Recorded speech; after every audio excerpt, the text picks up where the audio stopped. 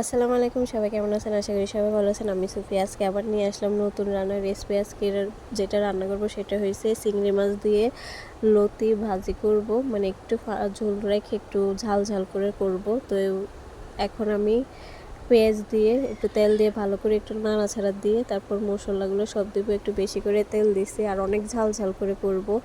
আমি অনেক অসুস্থ ছিলাম, এই জন্য এতদিন ভিডিও ছাড়তে পারিনি, লং ভিডিও। তো এখন আমি চিংড়ি মাছগুলো দিয়ে দিব। অনেক দেশি চিংড়ি ছিল, অনেক বড় বড় চিংড়ি ছিল। এখন আমি মাছগুলো দিয়ে ভালো করে নাড়াচাড়া দিয়ে নিব। আর লতিগুলো প্রায় 1 কেজির মতো ছিল, একদম কমে গেছে, এই জন্য বেশি চিংড়ি মাছ দিই না, যেহেতু এটা দেশি চিংড়ি এই জন্য অল্প করে দিছি। এখন রসুন বাটা দিব। আর লতিগুলো আমি কুটে সুন্দর করে ধুয়ে রাখছি। আমি অনেকটা বেশি করে লতির ভিতরে আমি রসুন বাটাটা দিব, কারণ আমার হাত যখন কাটতেছিলাম তখন কিন্তু আমার হাতগুলো একটু চুলকেছে। তো যে কারণে আমি একটু বেশি করে রসুন দিয়েছি। এখন আমি একটা টমেটো দিব, দিয়ে এটাকে ভালো করে নাড়া দিব। তারপর মরিচের গুঁড়া দিব এক একে করে, তারপর হলুদ লবণ সব কিছু দিয়ে ভালো করে নাড়াচাড়া দিয়ে ভালো করে কষাইয়া তারপর একটু পানি দিয়ে এটাকে আরেকটু ভালো করে মশলাটাকে যাতে অ্যাড হয়ে যায় একটু ভালো করে নাড়া দিয়ে দেবো। আর কার কার আমার ভিডিও দেখতে পছন্দ করেন তারা অবশ্যই কমেন্ট করে জানাবেন। আর আমাকে এভাবে বেশি বেশি করে সাপোর্ট করবেন আর এইভাবে বেশি বেশি করে আমার জন্য দোয়া করবেন। আর এখন দেখেন ভালো করে কষা কষা হয়ে আসতেছে। আমি একটু লবণ দিয়ে দিছি আর আরেকটু পানি দিছি। দেওয়ার পরে এখন আমি লতিগুলা দিয়ে দেবো। আমার কাছে এত বেশি ভালো লাগছে লতির তরকারিটা, দেখতে দেখা যায় অনেকগুলা, বাট এগুলো একদম কমে একদম অল্প হয়ে যাব। তো যেটার কারণে আমি বেশি করে চিংড়ি মাছ দেই নাই। এখন এটাকে দেখেন আমি সুন্দর করে একটু করে দিছি যাতে একটু ভালো করে বলক আসার পরে এখন দেখেন কতটা পানি উঠছে। আর একদম শক্ত শক্ত ছিল, একদম গলে যায় নাই। আর খেতে অনেক বেশি ভালো ছিল। আর দেখেন সুন্দর বলক চলে আসছে। এখন আমি একটু ভালো করে নাড়া দিয়ে দিব।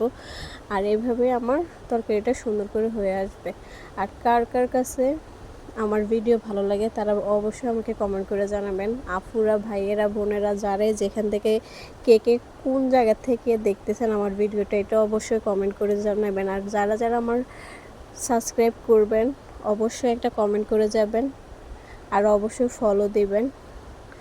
আর এখন দেখেন সুন্দর করে বলক চলে আসছে। আমার এত অসুস্থ হয়ে গেছি, মানে গলার বাইরে। এই কয়দিন তো আমি কোনো ভিডিও ছাড়তে পারতেছি না, বাট একটা একটা করে ভিডিও করতে পারতেছি না, অনেক ভিডিও জমে গেছে। আর দেখেন সুন্দর কমে আসতেছে। আমি ভালো করে এখন আবার লাড়া দিয়ে দিতেছি। আর এত সুন্দর করে বলক চলে আসছে, আমার তো ইচ্ছে করছে তো এখনই গরম গরম। আমি বেশি লেট করি নাই। আমার এটা মনে হয় একদিক দিয়ে হয়েছে, আরেক দিক দিয়ে আমি প্লেট নিয়ে বসে গেছি খাওয়ার জন্য। ওইটার ভিডিওটা আমি দেই নাই, কারণ এটা অনেক বেশি বড় হয়ে যাবে, এই জন্য আমি বেশি দেই নাই। আমি রান্নাটাই উঠাইছি। আর আমার এত ধৈর্য ছিল না যে আমি একটা খাবারের মানে খাইতেছি যে এটার একটা রিভিউ দিব।